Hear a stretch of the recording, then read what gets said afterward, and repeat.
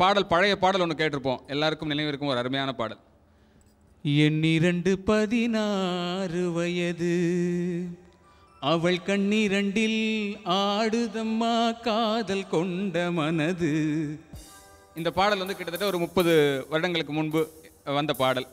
அதே ஜோடி இப்போ அந்த பாடலை பாடினால் எப்படி பாடுவார்கள் அப்படின்னு ஒரு கற்பனை. 8, 10, 80 வயது அவள் டொக்கு கண்கள் சிரிக்குதம்மா என்னை மெல்ல பார்த்து. 8, 10, 80 வயது அவள் டொக்கு கண்கள் சிரிக்குதம்மா என்னை மெல்ல பார்த்து. 8, 10, 80 வயது.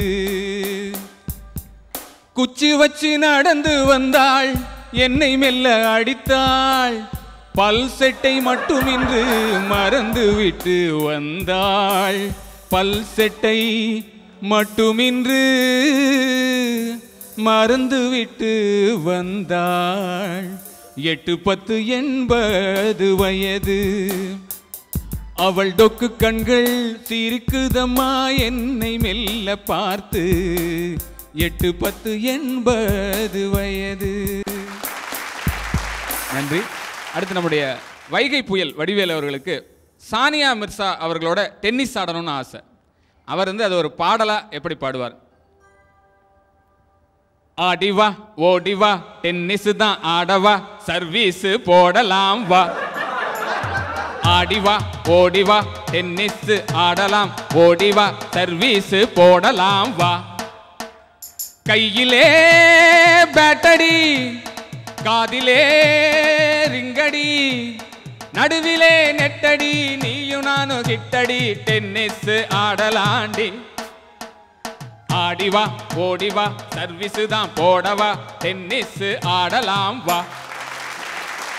அடுத்து ஒரு பேஷண்ட்டும் டாக்டரும் பாடல் பாடினால் என்ன பாடல் பாடுவாங்க அப்படின்னு ஒரு கற்பனை சார்.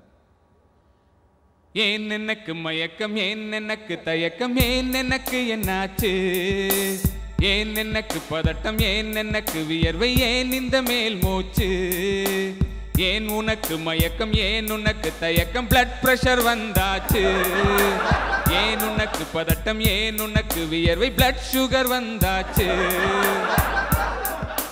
இதே மாதிரி சீரியல் பார்க்குற நம்மில் பல பேர், நிறைய பேர் சீரியல் பார்த்துட்டு சுற்றிலும் என்ன நடக்குது அப்படின்னு கூட தெரியாமல் இருப்பாங்க. அந்த மாதிரி பக்கத்து வீட்டுக்காரங்க 2 பேர் வந்து சீரியல் பார்த்துட்டு இருந்திருக்காங்க, 2 லேடிஸு. அப்போது அவங்க வீட்டில் திருட்டு போயிடுது. அப்போது அந்த கணவன்மார்கள் என்ன பாடுவாங்க அப்படிங்கிறது ஒரு பாடு. உங்கூட்டம்மா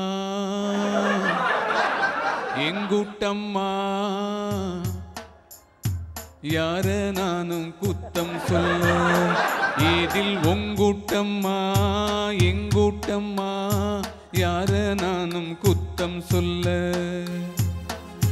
பட்டப்பகல் வேளையிலே சீரியல் பார்க்கையிலே பீரோனக காணலையே, வேறு ஏதும் தோணலையே, போலீஸ் ஸ்டேஷனிலே கம்ப்ளைண்ட் பண்ண போனா மானந்தாம் போகுமம்மா ஒண்ணுமே தேராதம்மா, இதில் உங்கூட்டம்மா எங்கூட்டம்மா யார நானும் குத்தம் சொல்ல. அடுத்தா நன்றி. மன்மதன் திரைப்படத்தில் சிம்பு அவர்கள் ஒரு பாடல் பாடியிருப்பாங்க. அந்த பாடலை காதல் வளர்த்தேன் ஒரு பாடல். அந்த பாடலை எழுதினது வந்து கவிஞர் நா. முத்துக்குமார் அவர்கள். சிம்புவுக்கு பதிலாக முத்துக்குமார் அவர்கள் அந்த சூழலில் ஹீரோவா நடிச்சிருந்தா என்ன பாடல் பாடுவார் அப்படின்னு. தாடி வளர்த்தேன் ஒன்னால் தானே நானும் கொள்ள தாடி வளர்த்தேன் ஒன்னால் தானே நானும் கொள்ள தாடி வளர்த்தேன். ஏ மொகரையில் புல்லா நானும் தான் உரம் போட்டு தாடி வளர்த்தேன். இன்று அதில் இரு பெணுமா ஓடி விளையாட தாடி வளர்த்தேன். ஏ புள்ள அசலூன் மறந்தேன், ஏ புள்ள நம்மளேட மறந்தேன், ஏ புள்ள தாடி வளர்த்தேன் சொன்னால் தானே நானும் சொல்ல தாடி வளர்த்தேன். நன்றி நன்றி நன்றி.